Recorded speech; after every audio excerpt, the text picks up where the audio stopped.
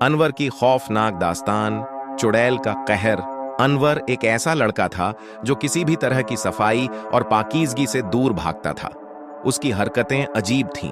उसका कमरा हमेशा गंदा रहता, कपड़े महीनों तक नहीं धोता और सबसे जरूरी बात, वह कभी भी नहाने या खुद को पाक करने की जहमत नहीं उठाता था। उसकी लतें दिन ब दिन बढ़ती जा रही थीं और वह खुद इस अंधकार में डूबता चला गया।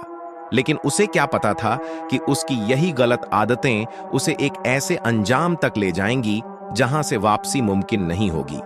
गांव में एक पुराना कब्रिस्तान था जिसे लोग शापित जमीन कहते थे।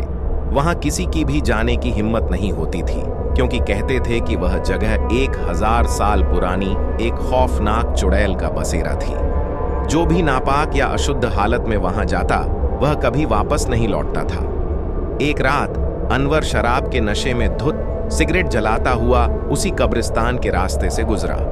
उस दिन पूरा गांव अजीब सन्नाटे में डूबा हुआ था। रास्ते के दोनों ओर पेड़ अजीब तरीके से हिल रहे थे, जैसे किसी अनदेखी ताकत ने उन्हें जकड़ रखा हो। कुत्ते अचानक जोर जोर से भौंकने लगे, जैसे किसी चीज को देखकर डर गए हों। जैसे ही अनवर ने कब्रिस्तान में पहला कदम रखा, ठंडी हवा का एक झोंका उसके जिस्म से टकराया। हर तरफ घना अंधेरा था, लेकिन अचानक दूर से किसी औरत की कराहने की आवाज आई। अनवर ने पीछे मुड़कर देखा, लेकिन वहां कुछ नहीं था। फिर एक पत्थर खुद ब खुद उसकी ओर आया और उसके पैर से टकराया। अनवर!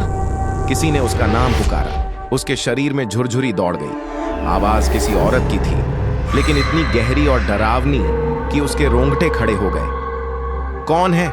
उसने डरते हुए पूछा। कोई जवाब नहीं आया। जैसे ही उसने तेजी से आगे बढ़ना चाहा, अचानक जमीन उसके पैरों के नीचे से खिसक गई और वह सीधा एक गहरी कब्र में गिर पड़ा। जब अनवर को होश आया तो उसके शरीर में अजीब बदलाव आने लगे।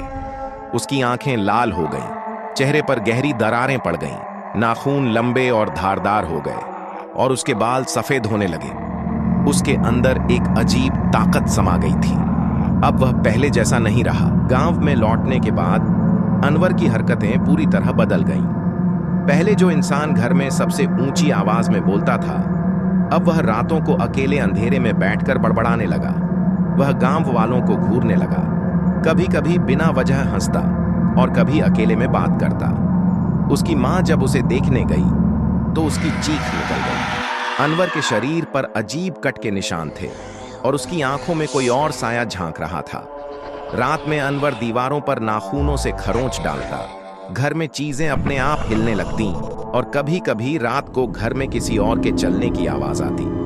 गांव में दहशत और अनवर का आतंक। गांव में यह खबर फैल गई कि अनवर के अंदर कोई बुरी आत्मा आ चुकी है। रात को गांव वाले उसके घर से खौफनाक चीखें सुनते। कोई कहता कि उसने अनवर को छत पर उल्टा लटकते देखा, तो कोई कहता कि उसकी आंखों में खून भरा हुआ था।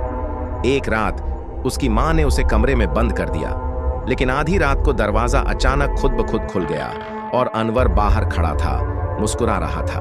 मां, मैं अब पहले जैसा नहीं हूं। उसकी मां बेहोश होकर गिर पड़ी। अब गांव वाले डर गए। सबने मिलकर तय किया कि अनवर को गांव से निकालना पड़ेगा। जब कोई उपाय नहीं बचा तो गांव वालों ने बाबा अब्दुल को बुलाने का फैसला किया।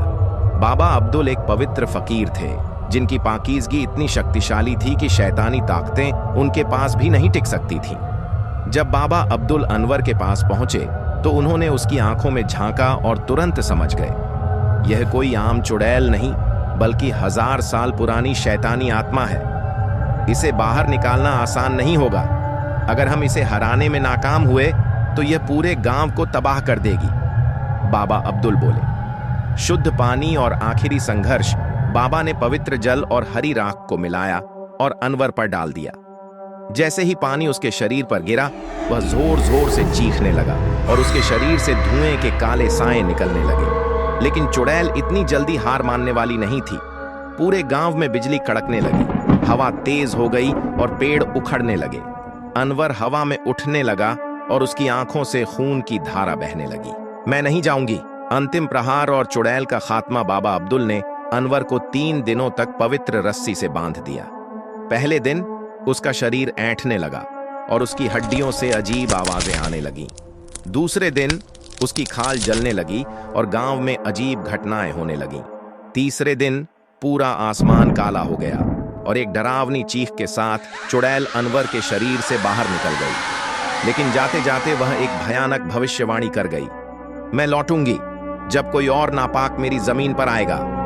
खौफनाक अंत और गांव वालों का डर अनवर अब आजाद था, लेकिन उसकी हालत बहुत बुरी थी। वह महीनों तक बीमार पड़ा रहा। उसके माता पिता ने खुशी से बाबा अब्दुल को एक काली भेड़ भेंट की और गांव वालों ने पूरे गांव को शुद्ध किया। लेकिन हर कोई जानता था कि यह कहानी अभी पूरी नहीं हुई है। आज भी जब कोई नापाक आदमी उस कब्रिस्तान के पास जाता है, हवा में एक फुसफुसाहट सुनाई देती है, मैं लौटूंगी।